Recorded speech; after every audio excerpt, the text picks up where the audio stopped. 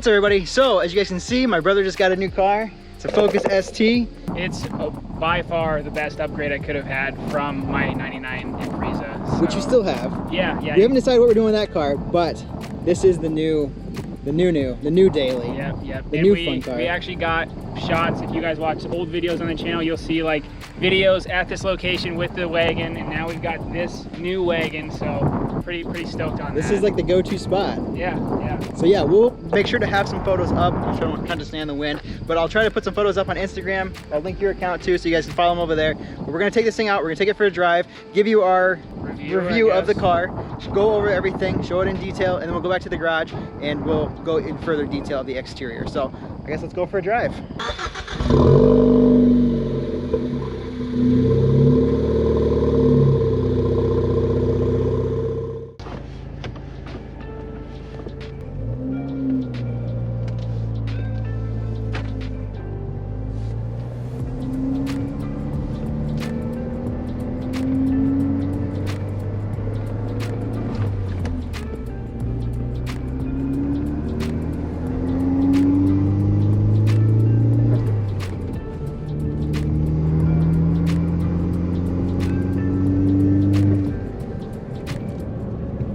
Alright, so we're currently in Brody's new car.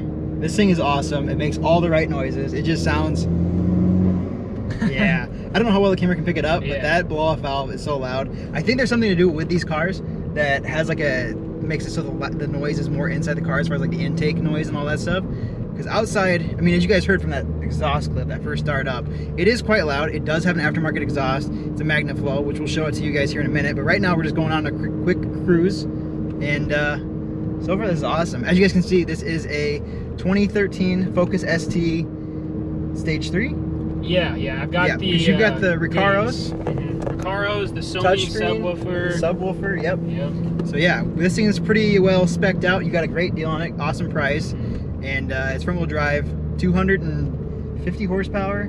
Yep. 275, I think, foot-pounds torque. Yeah. So that's awesome. And this car does have torque steer, because when we took it out, I mean, it's pretty well tamed. It doesn't like go all over the road like a typical front-wheel drive car, but you can definitely feel it. It does let loose. It is awesome. I drove it first because we actually had to teach him how to drive stick shift in this, or I guess I showed him how to drive stick shift. Yeah. So this is his first stick shift car. First stick shift car I ever drove, and I had to learn on it. So as you can imagine, the first couple of months were a little bit rocky. I feel bad for my clutch a little bit, but it's okay. This car is actually relatively easy to drive. Yeah. I mean, it's a Focus. It's got a little shift light, which you pretty much never follow that. Right. You're always going above it, getting the boost and stuff. But yeah, this thing is awesome. Seats are very comfortable. I will say the passenger side is a little bit more... It's smaller. It's smaller. The bolstering on the driver's seat is a lot more forgiving. I never really have an issue, but if I was a little bit bigger, I would imagine it would, be squeezing me. Yeah, I thought that seat was super comfortable when I sat in the driver's seat. Passenger seat, a little bit stiffer, but hey, it is what it is. You're passenger, you're not the driver. You're not supposed to be comfortable the whole time. So, yeah, as far as like everything goes on this car, the suspension ride is super nice. It's very comfortable for being kind of like a performance car, I guess. Yeah. I mean, it's a higher trim level of the Focus. It's the ST. It's turbocharged, 2-liter. Makes all the good power, makes all the good noises. And when we get back to the garage, you guys will see that the car has a few little mods to it. Nothing too crazy, but this thing's awesome. Let's see if we get that sound clip. Yeah. Yep. I love the noises.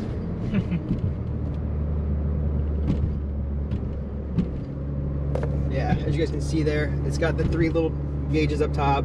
You got the boost, the temperature, and then the oil pressure. So it's all there.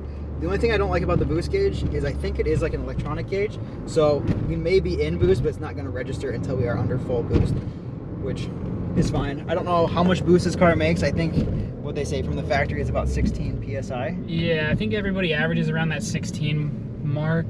I'm not exactly sure though either myself. Yeah. It's hard to tell without like having it tested or dynoed or something, but right. Yeah, you've gotten down with the shifting pretty well.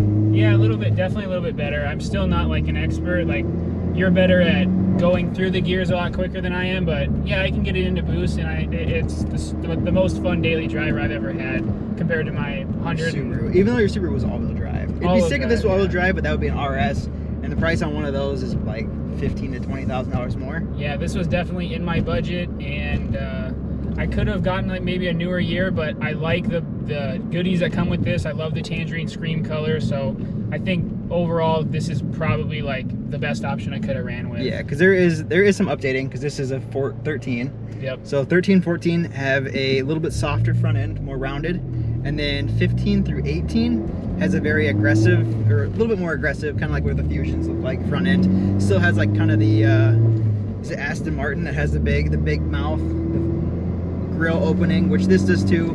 I don't think it's quite as narrow, I guess. Yeah, I think the other one, I don't know, it's always tough to tell because people will like show their front ends after they've got a couple mods done. Like you can see their intercooler, so the bumpers always look a little bit different. Mm-hmm. But yeah, this one definitely has a big mouth on it, and that's really what I like, those big open grills. I think that looks really cool. Mm-hmm. Now, as far as this goes in the future, we're planning on doing some mods to it, right? Yeah. Nothing too crazy as far as like performance-wise. Maybe more cosmetic for now, just because this is a daily. We got to keep it reliable. Yeah. But and I don't need it to do anything crazy for now, so yeah, cosmetic will be the first things on the list, and hopefully we can get some really cool stuff done to it. I've got pretty much everything picked out for now, so we'll just kind of, you know, plug and play and pick up parts as we go. So sounds good. So I think we'll just kind of let the camera roll, give you guys some shots, let you hear the car as it rolls through the gears. Maybe I'll get a chance to drive it. We'll see. Go do some pulls, I guess. Nothing too crazy. I don't want to break it. It's not my car. But yeah, otherwise we'll do some little runs here, and then we'll see you guys back at the shop.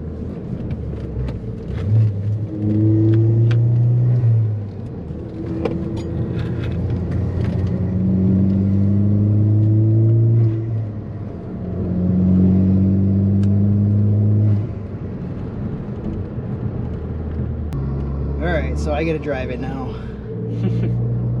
This is fun. This car, because I just drove it just down the road just a little bit, and this thing's got some, like, the torque feels so good. The power feels good. I need my Civic or my 240 to even feel like this. Yeah. The downshifting. Ooh, I love the blow off now. It sounds, dude. And honestly, I think it grips the road pretty well. Yeah, I love that. I don't know if the camera can pick it up, but that sounds so cool. Whoosh. All right, so let's, now we can get out here on the main road.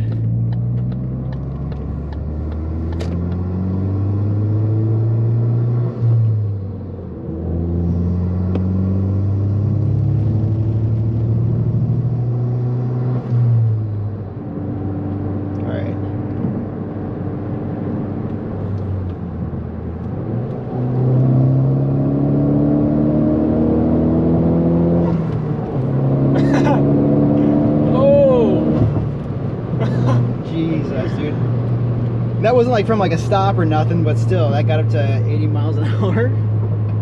It shifts so smoothly and so nice. The only thing that's kind of weird is how that clutch has like a little bit of a spring and it kicks back at you. I don't know how much I like that, but it's nice. Like this is like super easy to drive compared to like even my Civic and the 240 and stuff. Like it's just so smooth, and it's a good car to learn on. Yeah, I would say it's a good car to learn on, except for that fact. I think kind of kick. I mean, I showed you originally on how to drive on the EM2 when we first swapped that. Right. Yeah, and I thought that was easy because it was just kind of a loose, you know, easy clutch. But this one, yeah, it'll throw you off, and then it's kind of like, oh. But once you get the feeling for it, it's like, okay, this is nice. Yep.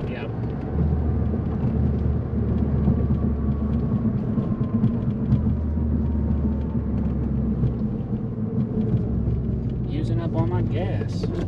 Kind of.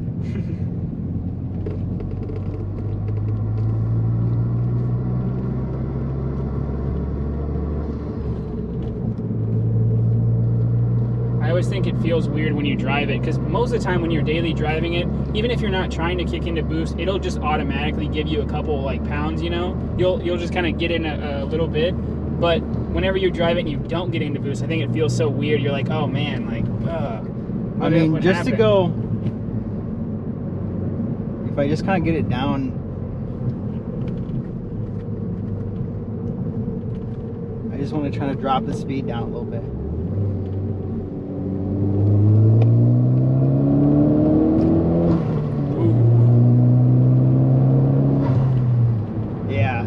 that move so quickly. Like we're going up a little bit of hill, but that torque just kicks in and just moves.